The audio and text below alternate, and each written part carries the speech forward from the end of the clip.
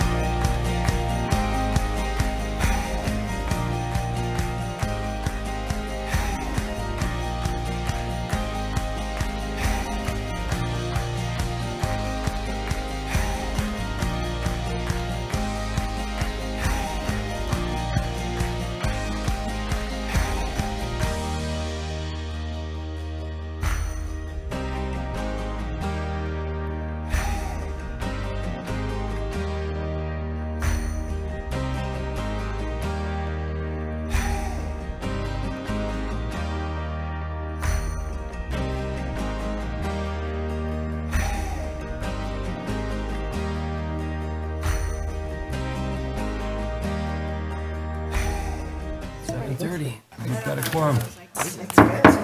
Okay, we're going to call the meeting to order. Adequate notice of this meeting has been given in accordance with the Open Public Meeting Act pursuant to Public Law 1975, Chapter 231. Said notice was published in the Home News Tribune on January 2nd of this year, posted in Borough Hall, and sent to the Star Ledger for information. All requirements of the Open Public Meeting Act were satisfied. We will please rise for the Pledge of Allegiance. Robert, would you be so kind as to lead us off? Sure will. I pledge allegiance to the flag of the United States of America and to the republic for which it stands, one nation, under God, indivisible, with liberty and justice for all. You. Okay, Joanna, can we have roll call, please? Yes. Ms. Clarkson? Here. Ms. Cohen?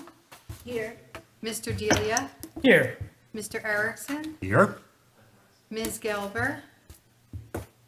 Mr. Grossman? Here. Ms. Koskowski? Here. Mr. Lifton? Here. Mr. Love? Mayor Bush? Mr. Coughlin? Here. Ms. Thackeray? And Mr. Westrick? Thank you. Okay, declare a quorum present. Thank you for coming out on this balmy spring evening. And our new business, which is the housing element and fair share plan. Robert, would you be so kind as to lead us into what we're going to be discussing? Certainly. Thank you, Mr. Chairman. This is the public hearing on the housing element and fair share plan for the Borough of Metuchen for the fourth round. It is an amendment to the master plan, so it is subject to a public hearing. We'll talk a little bit later about what that amounts to, but by way of background, I assume by now that everybody knows that the Supreme Court declared as early as 1970-something that all municipalities, actually it started off with all developing municipalities in the state of New Jersey are required to somehow provide for affordable housing in order to keep the power to zone intact. So that actually has morphed into sort of all municipalities, but in any event, all municipalities, including the Borough of Metuchen, are required to provide a housing element and fair share plan in order to be able to continue to have a zoning ordinance. This fair share plan is going to be presented by the borough's affordable housing planner, and I believe that our planning board planner will be joining in as well. So some of you will remember that 10 years ago or so, we did the third round plan. And we said at that time that that plan would be good for 10 years, and in fact it was, and we probably all thought that the 10 years would never come, but here it is, and we're now in the fourth round. So there are a few changes. In the first two rounds, the affordable housing process was overseen by what was called COA, the Council on Affordable Housing. In 2015, however, the Supreme Court decided that COA had not been functioning, and in fact, it had not been, and the Supreme Court determined that the courts would take over what was previously an administrative process. So in the last round, that is the third round, all of the proceedings took place in the courts. For the fourth round, the legislature adopted and the governor signed a law, an amendment to the Fair Housing Act. This took place in March of 2014, which changed the process. And it supposedly made it an administrative process, but it still is run through the courts. But the Department of Community Affairs sort of heads up what the process is. So the process is that the Department of Community Affairs would determine what each municipality's affordable housing obligation would be, and municipalities had an opportunity to either accept that number or to challenge it, and whether or not the number was accepted, interested parties, which include the Fair Share Housing Center and the Builders League and other interested parties had the option to challenge it. We have, and I'll tell you a little bit about it later, but we have a sort of a committee or a working group that has been working on this affordable housing plan, and the group determined and recommended to the Borough Council that it accept the DCA numbers, which we did. So for the fourth round, it was determined that the borough has what is called a present need obligation of 5 units and a prospective need obligation of 120 units. Present need is essentially an obligation to rehabilitate a certain number, in this case 5 residences that would be affordable, and they are done through a program that will be explained in a bit. The 120 units of prospective need are units that have to be accounted for, zoned for, or otherwise accounted for in some way. So the borough did accept those numbers. We filed a declaratory judgment action. That's basically a lawsuit, although there's no opponent. It's not a lawsuit against anybody, but it's a lawsuit that's filed in the courts, accepting those numbers, and that was done on January 28th of 2025. The court ordered that, let me step back. So the legislature passed a law, and part of the law was that the administrative office of the courts is supposed to propose an administrative directive on how this law is going to be implemented. So the administrative office of the courts did promulgate such a directive. It's called Directive 14-24, and it determined, in accordance with the law, that by no later than June 30th of this year, that all municipalities that were participating in the program had to have filed a housing element and fair share plan through the court. In the meantime, there had been a process where a number of towns did get challenges, and that process has been adjudicated, or at least is still ongoing. Metuchen was not involved in that. We didn't get a challenge, so we're proceeding. So what we have that's before the board tonight is the proposed housing element and fair share plan. And the process for that is that we're asking for the board, this will be as an amendment to the master plan, to approve of the, again, proposed housing element and fair share plan. We'll also be going on Monday, the 9th, to the mayor and council and ask them to endorse the plan that the board hopefully adopts as an amendment to the master plan.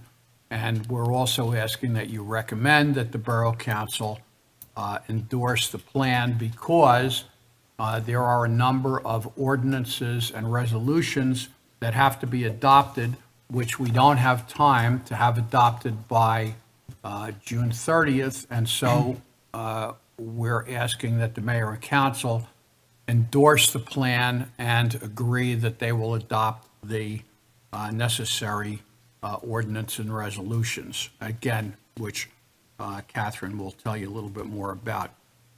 So while we have the opportunity to come up with a plan, there really is no real choice for a municipality in terms of not adopting a plan. So a municipality that ignores the amended Fair Housing Act opens itself up to a builder's remedy lawsuit.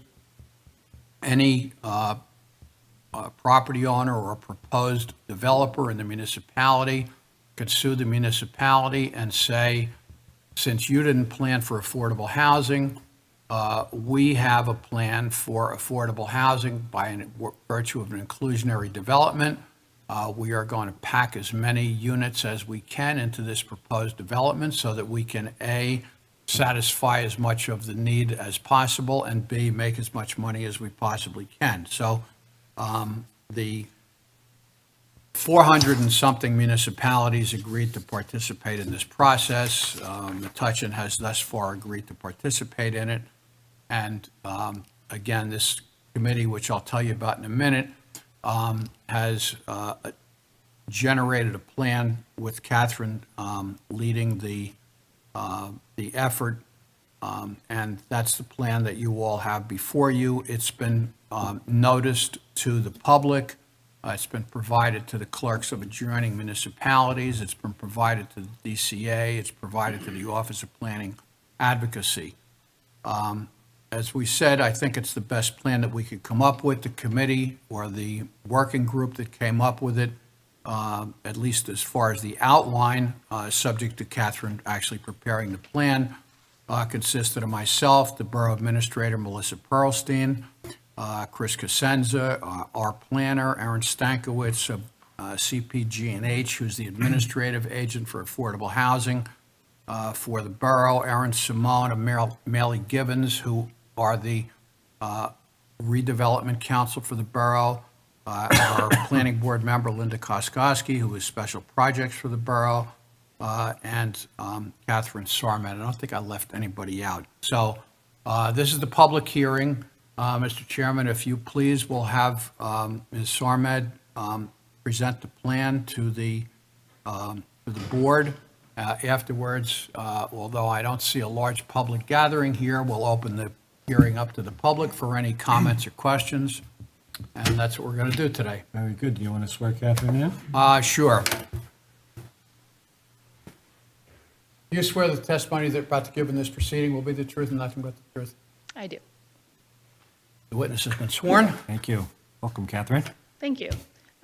Would you like me to give any credentials or anything? I know I'm You representing the know, borough, but if, although many may be familiar with your credentials, so let's just, for the sake of those who aren't familiar, give a little backstory. we'll err on the side of caution. Can I ask you to please speak into the mic? I will. Yeah, and you can actually hold it. It's gonna hold it's it up. probably better if you I do talk with that. my hands sometimes. Can Okay. you hear me now? There you Is go. that okay? Yeah, we'll have we'll have our television people coming up and telling us if they can't hear you. So. Please Sorry, let me know Brandon. if you can't hear me. Please let me know. I'll speak up. So my name is Catherine Sarmad. I'm with Sarmad Planning Group, my own planning firm. I am a licensed professional planner in the state of New Jersey. My license is in good standing and is active. I'm also a member of the American Institute of Certified Planners, which is the national accreditation for planners. I largely represent municipalities as my clientele. I represent the Borough of Florham Park, the Township of Randolph, the Township of Bridgewater, and I'm the affordable housing planner for the Township of Sparta in Sussex County and the Township of Warren in Somerset County, as well as the Borough of Metuchen. I also have been recognized as an expert in affordable housing planning in multiple vicinages in New Jersey, including Burlington County, Morris County, and Union County. Well, it sounds like we're in good hands, and at the stating the obvious, we'll accept Catherine as an expert witness. Thank you. And thank you, board members and chairman, for having me this evening to give this presentation. As Mr. Renaud mentioned, this is an important step according to the amended Fair Housing Act. Immunity, the borough's immunity from builder's remedy does rely upon this board acting on the housing element. Not to put too much pressure on the board members, but so I just wanted to first note that the plan is dated May 20th, 2025. Mr. Cosenza, your board planner, who has been very active and helpful in this process and putting together this plan, did note some typographical edits. I can list them out if you want me to. I'd hope that they could be included if this board is going to take action and adopt this, that it can be included in a final. But they're just typographical in nature. If you want me to, I could go through those. Bob, do you think it would be necessary to itemize those or just take them? I think we should note what they are. Yes. Okay. Sorry, So but I think we should. I can do that. No, I'll that's do that fine. before I That's get why into- you're here. Yeah, before I get into the actual substance of the plan, I'll just do that quickly. For the if record. That's okay. So on Roman numeral page 2 under the acknowledgements page. I apologize to Ms. Cohn, I forgot your name in the list, but that needs to get added to the list, so that will be added. On page 1, there's a repetitive clause under bullet point number 5 that needs to be deleted, starting with the clause including its fair share for low and moderate, and ending at income housing there, that little small clause. On page 8, the total number on table 4 on the bottom left corner needs to be updated. It was just didn't get updated. And also on table 5, the total population number needs to be updated. On page 11, the first paragraph, there was just some errors that never got updated. And a lot of these, I apologize. I can't emphasize how quickly this process had to move. We knew June 30th was coming, but there was no extensions granted despite the program itself moving a little bit slower than anticipated. And so I do apologize for the typographical errors, but it won't happen again. On page 12, this is not substantive, but there was a comment to flip the table because the borough of Metuchen showed up on the left-hand side column in every other table, and in this case the county showed up, so just flipping that. On page 15, table 18, just needed to update the total number at the bottom of the table. On page 16, table 19, the total at the bottom needs to be updated, and on the paragraph below that needed to be updated and will be. And then on page 17, the table needs to, the bottom, I just put the wrong acronym for NJTPA, so the New Jersey Transportation Planning Authority, it says NJPTA in both table 21 and 22. And then on page 18, there's some blanks in the table that just needed to be filled in, but it didn't change any of the numbers in the table. On page 23, table B, there's some block and lot numbers that Mr. Cosenza had identified, some of the block and lots since the project had been constructed. I was relying upon some of our old data from when they were in old housing elements, but those block and lots have been updated from block consolidations and such. So those have been updated. And then pages 24, 25, similarly, the block and lots referencing to the table in the narrative have all been updated to match what will be updated in the table, as well as on pages 27 and 29, the block and lots will be updated in the narrative to match what's in the table as well. Then there's one last one, bear with me. The block and lot for Galton redevelopment on page 30 has also been updated, and that's the balance of the typographical edits. Very good. So none of these are substantive changes to what the board has? No, none of them are Okay. substantive. Thank you. So Mr. Renaud gave a great overview of kind of the Mount Laurel history. I will say that Metuchen specifically has been compliant with its Mount Laurel obligations since it's had them in the prior round. So since the mid-'80s all the way now to today, Metuchen has been proactive. Metuchen has satisfied its obligations. So in the prior rounds, which was 1987 to 1999, Metuchen had a prior round obligation of 99 units, and it satisfied and exceeded it. From the third round, which, as we heard, COA kind of went defunct in the middle, so the third round actually ran from 1999 until the end of this month, on June 30th, and that was a little bit different. The obligation for that, because of that gap period from 1999 to 2015 before the Supreme Court took action, made that obligation much higher, and it was 349, so significantly higher than that 99 from the prior round. And for that reason, Metuchen sought what's known as a vacant land adjustment in the third round. A vacant land adjustment is when the municipality analyzes all of the Class 1 vacant or Class 15C borough-owned properties to determine their developability, essentially, at a presumptive minimum density of 6 units an acre. Any sites that are developable get captured into that, and it gets filtered into what's called an RDP, or realistic development potential, and that becomes the borough's target obligation. In the third round, as Mr. Renaud mentioned, this was before the courts, and so that was solidified in a settlement agreement with Fair Share Housing Center and in any interested parties, and showed that the borough had an RDP of 133, which left a remaining 216 units of what's known as unmet need, informally known as unmet need.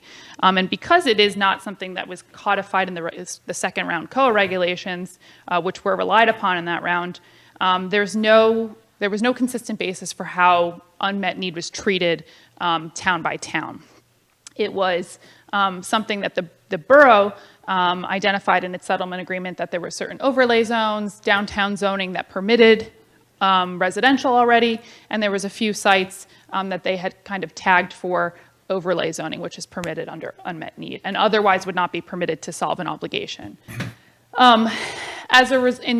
Now that we're in the fourth round and we look back and we analyze all the things that were done in the third round, the borough had actually gotten to a point where it exceeded that RDP of 133 from various redevelopment projects, from various planning board applications, zoning board applications, because the borough did adopt what's known as a mandatory set-aside ordinance in the last round, which was fruitful in basically making sure that when residential developments did benefit from rezonings, or devariances or redevelopments, that they had to still provide affordable housing despite the borough having taken care of its real RDP in the third round. And so when we started, that committee that Mr. Renaud mentioned started meeting about a year ago, the first thing we did was assess where we were in relation to our third round obligation. Even though the RDP is the focus, is the target number, the unmet need kind of hangs in the balance. And all of these obligations are cumulative. And I promise you I'll get to the fourth round also, because I know that's largely what this document is. But the third round is important because we got to a point where we realized that the borough had accumulated up to 287 credits versus the 133 it was required. So it had gone significantly in the direction of being fully compliant with its third round obligation. And so with the help of the whole committee, we looked at ways that, in light of having a fourth round obligation coming up, would we even be able to do the third round? We'd sought a vacant land adjustment.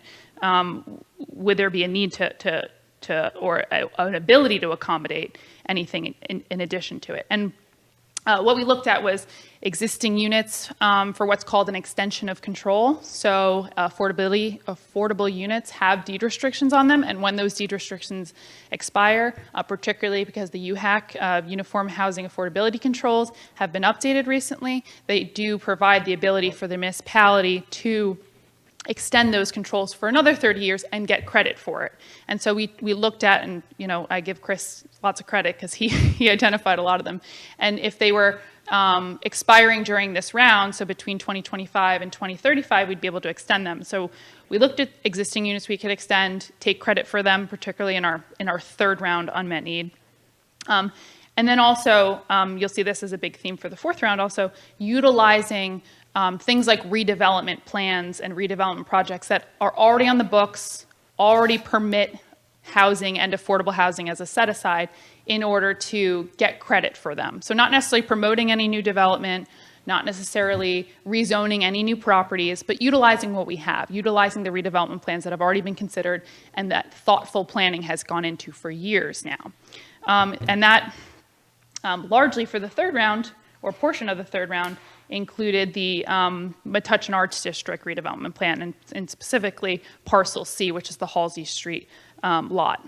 And that was how we would solve for the third round, for lack of a better word. And that took care of the third round obligation.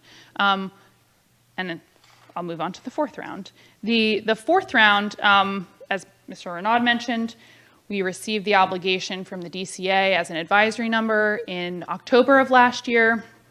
There was an opportunity. We did look into the potential to adjust it, as many municipalities did, to see the factors that went into that obligation, how it was calculated. And Metuchen only had what was identified under the factors, only 8 acres of vacant land or developable land under that factor calculation. And so there was no reason really to fight the number, as some towns had, a lot more vacant land that would have an impact. It didn't have any impact if you even took all the acreage out. And so I think it was very wise of the council to make the decision to adopt that number, to avoid conflict, to avoid having to go through the resolution of the program. There are still municipalities that don't have numbers from that program. Some of them did try and go through a settlement process, but the borough was proactive in just adopting the number. And similar to the third round, recognizing that land can't be created, the fourth round we did, and you'll see it as Appendix A to this document, another vacant land adjustment analysis. And that included, again, looking through all of the current Class 1 vacant properties, all of the Class 15C borough-owned properties, and we don't have, Metuchen doesn't have any farmland assessed properties, but if we did, you'd have to look at those. And that analysis went parcel by parcel. There's a table that analyzes all of them and created an RDP, a realistic development potential, for the fourth round of 16, from that 120 down to 16. There is one difference between this round and any other prior round, is that the amended Fair Housing Act did include a provision now that if a municipality seeks a vacant land adjustment, it does require a consideration, or a requirement actually, to look at 25% of your adjusted prospective need for sites that are likely to redevelop. That means that, well, it's very unclear what it means because the adjusted prospective need was never defined in that law, but what we took it as in the most conservative approach in the case that our plan is ever objected to is that it meant 120 minus 16 times 25%, times a quarter, which would lead to 26. So some other towns are taking it as 1/4 of 16. We took the conservative approach of the adjusted number being the adjustment on the less the total number. And so that leaves that's a total obligation of an RDP of 16 and a 25% sites likely to redevelop of 26 for a total of 42. So our target focus for the fourth round was a number of 42. And similar to what I mentioned about the end of the third round and how we were going to satisfy that, we looked again at what redevelopment is already adopted, is already in place, that allows for densities and also requires an affordable set-aside, and can we take credit for it? And that was the focus of how we satisfy our RDP. And so the RDP we did satisfy with, again, the Metuchen Arts District, the balance of the Halsey Street lot from the third round, just one unit. Parcel B, which is the sites that are north of Warnick Place, and then 12 and 16 Pearl Street, which is a new redevelopment plan that's been authorized. That's on the north side of the train tracks on the end of Pearl Street, across from, or at the end of the street across from the town plaza, right? And then there's also the Oakite redevelopment plan, which is over off of that's on Durham Road, Middlesex Avenue, behind the Starbucks, and between the Starbucks and the sports complex there. And so that already permits, actually it was approved, I believe, by this board for a assisted living facility. It does permit age-restricted housing, and so that's in the plan or in the RDP partially. And that's how we solve our RDP. One other thing to note about the planning that goes into it and the thought process is we wanted to create a plan that is also realistic in nature, so it has mechanisms that are already in place that are or redevelopment plans that already allow things. So it's realistic in nature, it's fair to low and moderate income households, and I don't remember if Mr. Renaud mentioned this or not, but there is an objection period after June 30th, beginning July 1st through August, the end of August, that allows anyone to object to our plan, and then that objection, after that's over, there is a resolution period from the beginning of September to the end of December for all of this to get resolved. And so I don't know if it will happen for Metuchen, but some other municipalities have interested developers that are not going to be included in the plan, and they're probably the most likely that are going to object to the plan. Now, they can't object because they don't like that their site wasn't included. They have to object to the defensibility of the other things that are in the plan. Are they realistic, and are they fair to low and moderate income households? And that was part of our objective also, was to create a plan that has those things. And so, similar to the third round, there's really no guidelines for what you have to do for an unmet need. But again, in the abundance of caution, we looked at what's already there, what can we take credit for. We're not going outside bounds, we're not looking at other properties, we're not looking to rezone many new sites. What can we utilize? And you may be asking, why would we even take a vacant land adjustment Why would we take an adjustment off our number if we're just going to try and solve the whole thing anyway? And the thing is that the way that the vacant land adjustments are looked at, the way the RDP is looked at, that's really your target number. And the unmet need, I don't want to say it's less tangible or flexible, but there's less pressure to have to follow through with them exactly, I'll say. Like I said before, it permits overlay zoning for unmet need. Overlay zoning still permits underlying zoning to remain for uses that are there under the other zoning to continue, such as commercial uses and things like that. And so this plan was really looking at how do we face the unmet need, plan for it a way we want to, and in case there is a developer who does want to come in and knock on the door at a later date, they can't say, well, you have all this unmet need, we can solve it for you. We can help you solve it. Obviously, I think there's other steps that would go with that, but we wanted to head that off at the pass and make sure that that wasn't going to be a complication. And again, we were doing it and we were looking at it in ways that there was already a contemplation and a long-standing planning going into those sites like redevelopment plans where we weren't faced with making decisions about density and putting in sites we weren't comfortable with simply because we wanted to solve a number. And there are municipalities that are faced with that challenge currently. And you know, we looked at it differently to make sure that it was in the control of the borough.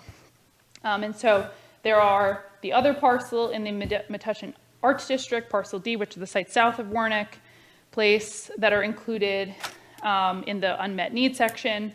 The Oakite redevelopment plan, the balance of what I'd mentioned that's in the RDP. So it's split between the two.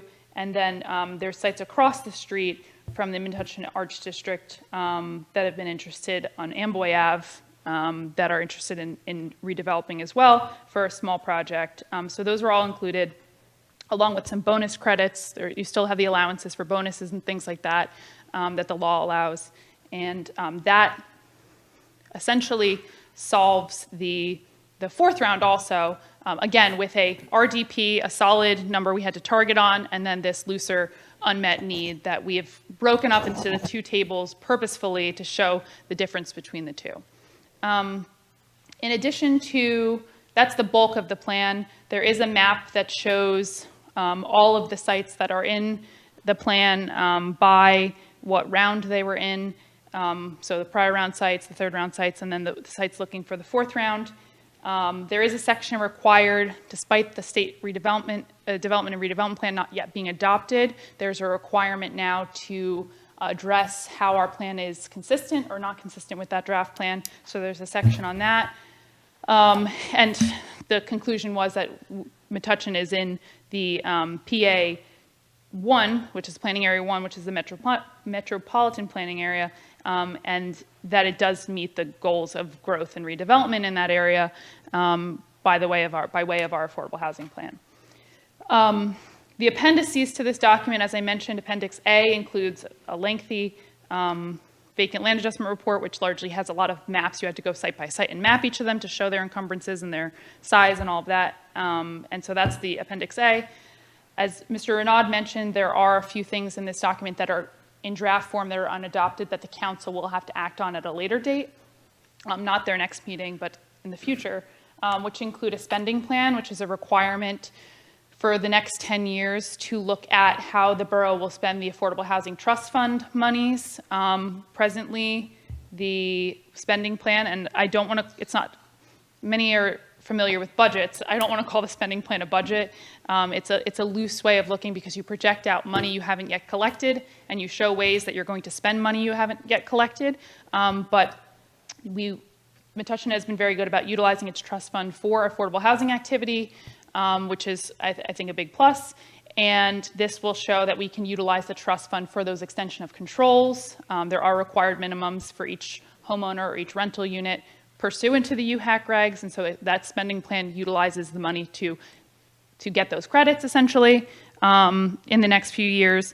And it also builds in some funding for the potential for a special needs housing project, such as a group home that may be seeking funding to create or subsidize that use.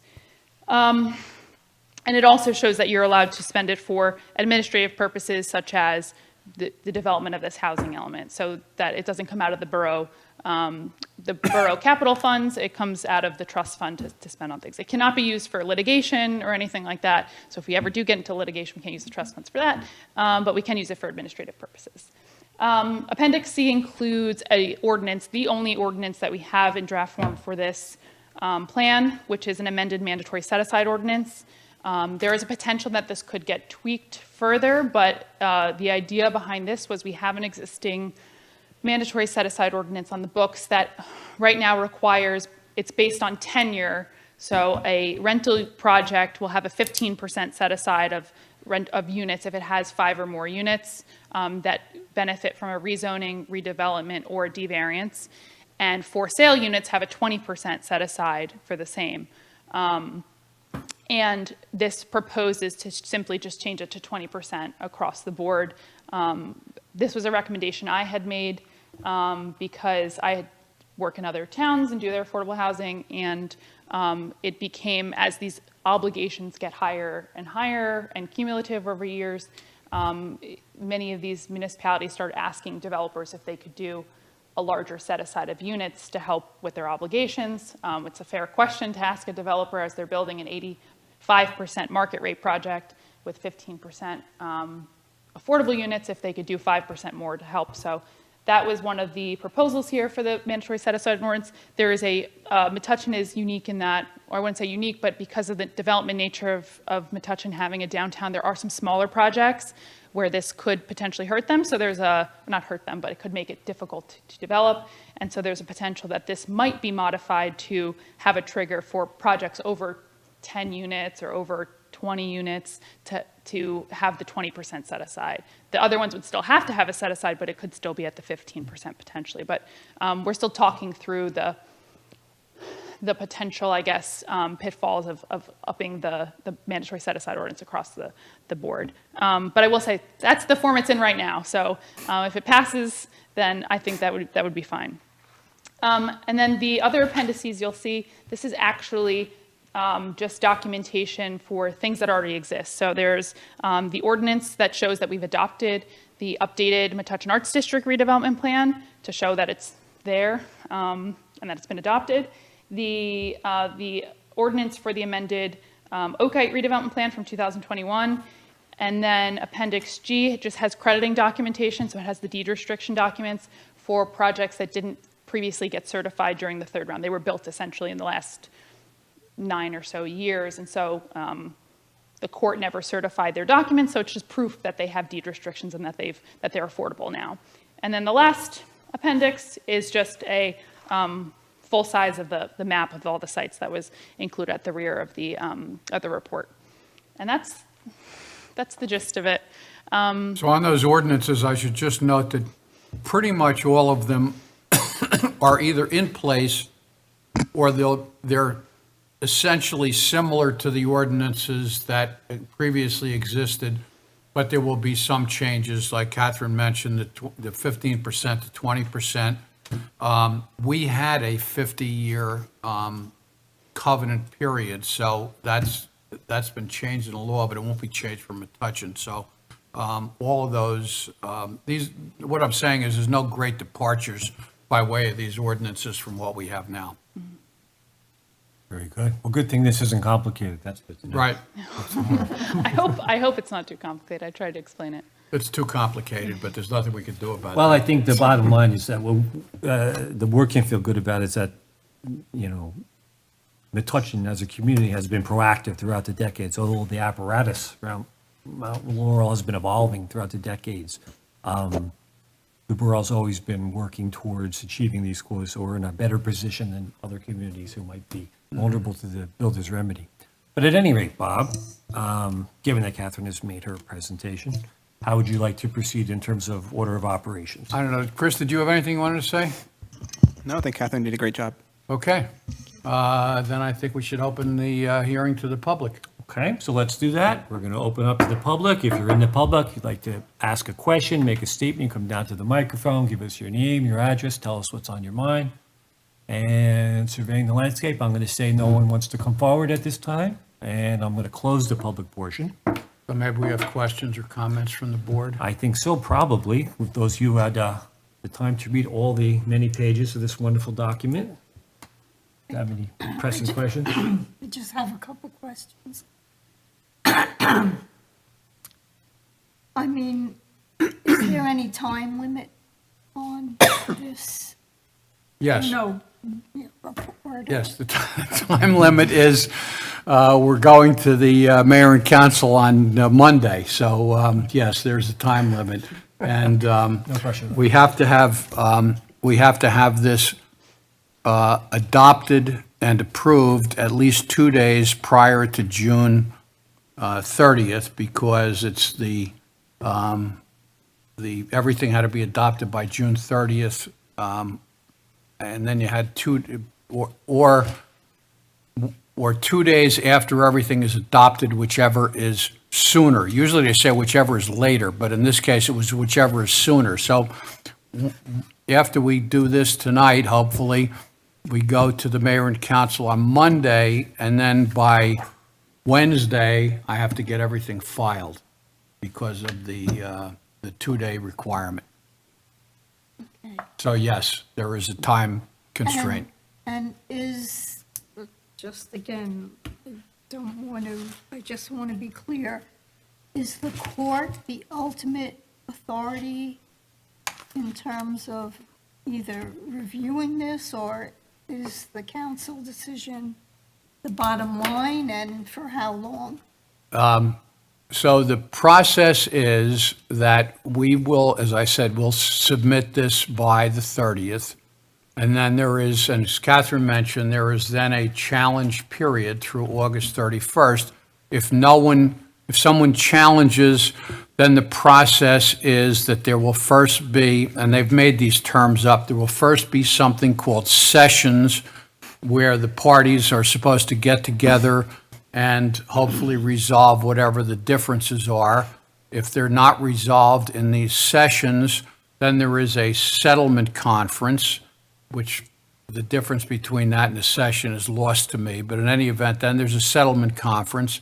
The vicinage judge is involved along with the special master, and all of this is supposed to be resolved. And then there is a Mount Laurel judge who is, I guess, overseeing everything. The vicinage judge is basically the judge in the county, and then there is a judge sort of overseeing this. Even if there's no challenge, they are supposed to review our submissions sometime after August 31st. And the borough has, according to the statute, until March 31st of 2016 to actually adopt all these ordinances, although if you don't do it right away, I'm sure that, we'll have questions. So, I don't know, did I answer your question, or did I just ramble? No, that's fine. Not to be facetious, but, we've heard a lot of numbers bandied about. It's almost like, what is our fair share obligation like at this time? Episode of Severance or something. Sure, well, the short answer is it's 5 and 120. And maybe some of which goes back to the third round, but some of it is satisfied through credits, because you get, for certain things, you get credits, like extra credit projects. So for example, if you have a family rental, you get extra credit for that.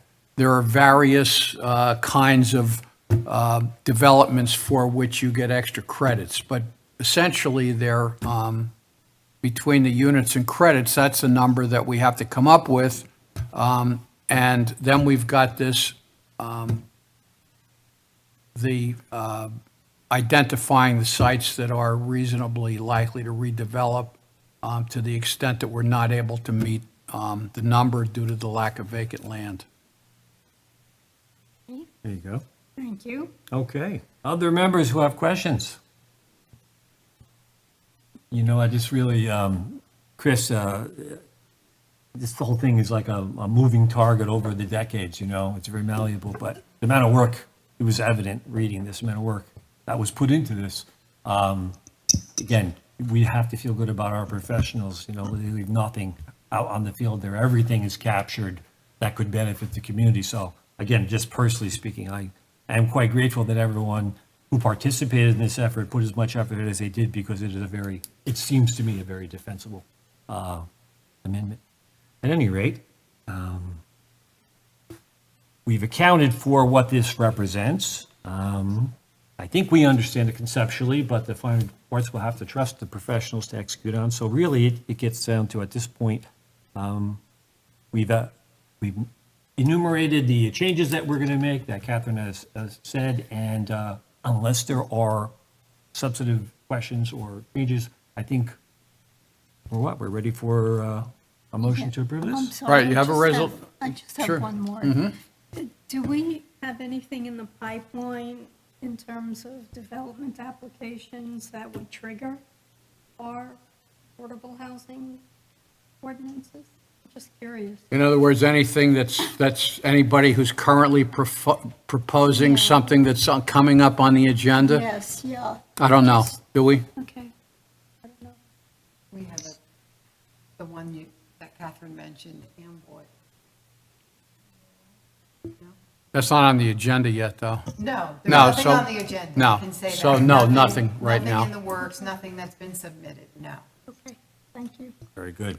All right, so you have, if there's no other questions or comments, then the board has a resolution which we prepared. It does several things. It would adopt the housing element and fair share, or actually adopt the housing element as an amendment to the master plan, and recommend that the Borough Council endorse the housing element and fair share plan, as I indicated, indicating its agreement to adopt the necessary ordinance and resolutions. It directs essentially the required filing, that this be filed with the Superior Court, that it be sent to the people that it has to be sent to, which is DCA and the Clerk of Edison and so forth. And also, obviously, although I noticed that I didn't put this in here, obviously it's going to go to the Borough Council, because the Borough Council needs it so that it can act on it on Monday evening. Okay. Someone like to wrap a motion around all of that? I'll make a motion for Mr. Renaud's comments there. Very good. Is there a second? Second. We have a second. Okay, Joanna? Yes. Ms. Clarkson? Yes. Ms. Cohen? Yes. Mr. Delia? Yes. Mr. Grossman? Yes. Ms. Koskowski? Yes. Mr. Lifton? Yes. Mr. Erickson? Yes. Thank you. Okay, the housing element adoption is successful. Thank you, team, for your hard work and efforts in this regard, and we could all feel good about it going forward. I believe we have correspondence from the Zoning Board of Adjustment. Is this just we're sharing? Is that what this is, Joanna? There's a statutory requirement that every year that the Zoning Board of Adjustment has to prepare an annual report where it reviews its applications for the year and makes any recommendations, if any, for changes in the ordinances, I should say. So that's it. They did that, and it is required under the law to be referred to you. So the planning board has it. I guess it would, well, I mean, it does accept it, obviously. And probably it's something that the board members should take a look at and see whether there are any recommendations for changes in ordinances and whether you would agree with them. I forget whether there were any. Were there, Chris? Yes. Yeah, I believe there is one recommendation. Yes. That's okay. Yeah, I looked at it 4 or 5 months ago and I forget. Yeah, it was a recommendation related to the, Is there a paper copy? sorry. Asking. I can send you. You a could continue, Chris, while Oh, she's sure. mentioning. The recommendation from the zoning board was that in relation to non-conforming side yard setbacks, as you know, over the years, given a lot of non-conforming lots in the community, there's a provision that basically grants a variance automatically in a way. What it does is it exempts certain side yard deficiencies as long as you meet at least 50% of the side yard setback. So for example, if you have a lot in a zone that requires an 8-foot wide side yard setback, if you have a 5-foot setback for the existing home, you're allowed to continue upwards or backwards 1 story at a time. You can't do it for 2-story additions. You can't do it for corner lots. That's actually prevented a lot of homeowners over the years. I would estimate over 100 homeowners over the years to not require a variance because, again, many homes were shifted over. That's how they were built before zoning even existed. The recommendation from the zoning board is to strike the exemption from the exemption of corner lots. The idea being, if the house is already shifted to the other side on a corner lot, what difference does it make if it's on a corner lot? Because the nonconformity is related to this side, not where the street side is. So I think over the years, we've had to deal with these corner lot issues. They've already had the 25-foot setback already that's required, but they couldn't take advantage of that exemption because it's simply a corner lot. So the idea from the zoning board is like, let's prevent this from happening. It was triggered from an application on, I think, Jonesdale it was. And it was like, not another one. So the idea was, let's just strike this and make it easier once and for all and just deal with just the interior lot conditions. Okay. So tonight, are we just talking about the recommendation and considering, or are you formally asking the board to endorse that change? Well, technically, it's a governing body that makes ordinance changes, but I think from the planning board's perspective, you're accepting through correspondence. If any recommendations you want to pass to me through the master plan effort, we could start to make those recommendations in the master plan. If not, we can probably just make the ordinance change. I don't think we need to amend the master plan for that. Well, I can see it from your body language. You've encountered this many times and you've seen it enough, kind of. Yeah, over the 15 years, I've seen at least a dozen or two corner lot conditions, like, why are we here for this? And I think the zoning board agreed that, yeah, we should probably address this issue. Okay. Yeah, and it's expensive for the, people when they're doing And the extremely project. time consuming, yeah. There's a lot of things we've done over the years to make it easier, but, there are still some things that lag behind. Okay, so I assume we want to separate that from the meeting minutes, right, Bob? Yeah, I think that yes, in other words, what we could do is, if the board is inclined, I mean, we could, you could either do it formally by doing a motion or informally by simply directing Chris to do it, but to maybe draft up an ordinance that carries out that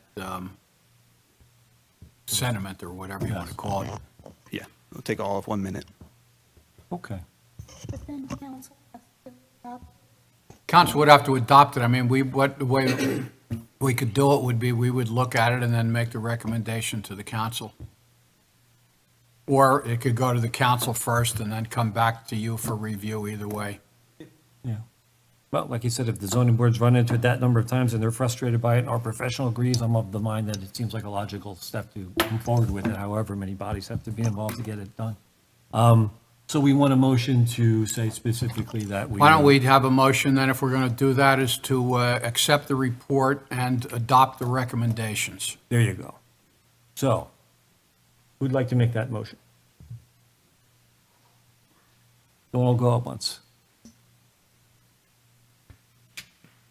Well, if we move that motion, I still want to see the actual Yes. ordinance. We're saying, hey, Chris is going to draft it, bring it back to the board. We have to agree with what Chris Okay. does, and then it'll go to the governing body and so on and so forth. Correct. I'll move accepting the zoning board report and recommendation. Thank you. Can I have a second, please? Second. Very good. Normally, I'd say all aye or nay, but this is kind of unique, so why don't we go through the roster, Joanna, and let's ask each member to sound off so that we know we've officially given our stamp of approval or not. Of course, Ms. Clarkson, Yes. Ms. Cohn, Yes. Mr. Delia, Yes. Mr. Grossman, Yes. Ms. Koskowski, Yes. Mr. Lifton, Yes. Mr. Erickson. Yes, okay. Thank you to our fellow members of the zoning board, and Godspeed to them, and we'll move forward. And then this we can just do by voice. We have the May 1st, 2025 meeting minutes. Can I have a motion to approve that, please? So moved. So moved. Okay. Second. Second. All in favor? Aye. Opposed? Okay. The meeting- One abstention. One abstention noted. And anyone who wasn't there, they don't count. So meeting minutes are approved. And then you want to reopen the public portion a second time, Bob? We usually have a public portion for the general purpose, so Okay. we might as well. Okay, I'll reopen the public portion again. If you have any other things you'd like to say or questions you'd like to ask, come forward. Okay, seeing no one there, I'm going to go ahead and close the public portion. And before we adjourn for this evening, is there any other business that we haven't discussed yet that we'd like to discuss now? I'm going to say no. Okay, so then motion to adjourn, please. Second? All in favor? Aye. Opposed? We are adjourned. Thank you all, and good evening.